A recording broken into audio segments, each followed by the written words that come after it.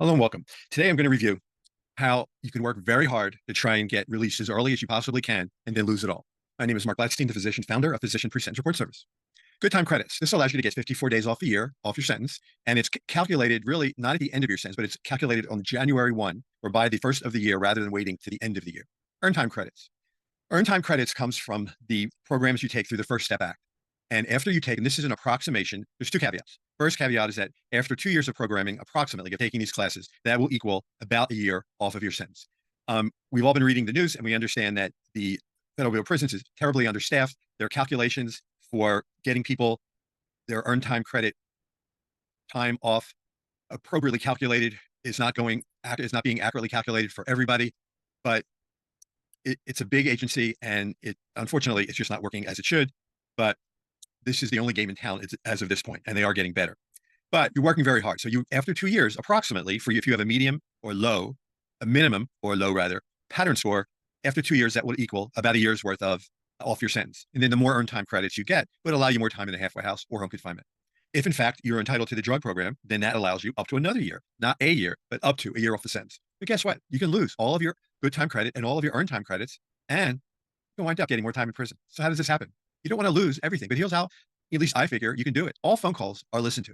When you go into prison, initially, they're seeing people cycle through prison, every day. And so when you come in, you're just a number or another cog in the wheel.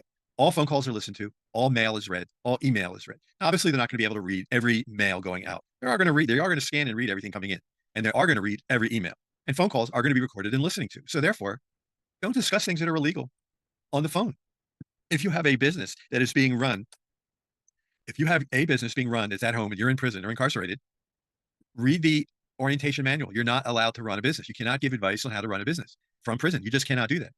I can discuss with you potentially what you can do, but you are not allowed to give any advice, email, snail mail, over the phone, because that can run up another charge. You can lose credits. You can be disciplined. Also, don't criticize or be condescending of any of the First Step Act programs that you're taking or the drug programs. I mean, I've heard stories where if people are taking RDAP or the drug program and then they are recorded on the phone saying, yes, I'm taking the drug program. I just want to get the time off and get out of here. They can be dropped from the program. And this would be after a year into it, taking the program, and be given another year onto their sentence. They take away that year off. And so you don't want to be stuck in that particular position. So just don't criticize or be condescending. Again, email, general mail, phone calls, these are listened to or read. You will see cell phones. Don't use anyone's cell phone while you're in there. You may be tempted, but don't.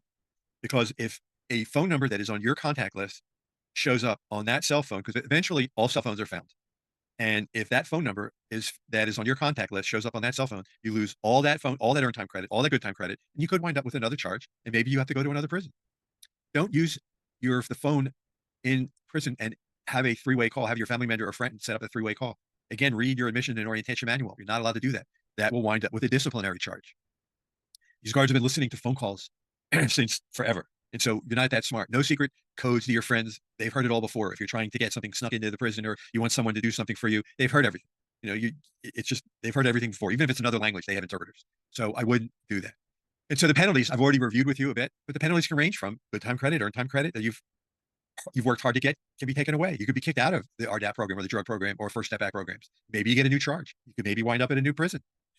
Not good at all. And they say being forewarned is forearmed. So I hope you pay attention. It's a short video, but if you've spent all of your time working hard to work towards early release and you're 10 months into this, you don't want to lose everything because you got lonely one night and you made a phone call on someone's cell phone. I hope you found this helpful, and I appreciate you taking time to listen. Stay safe. Have a good day.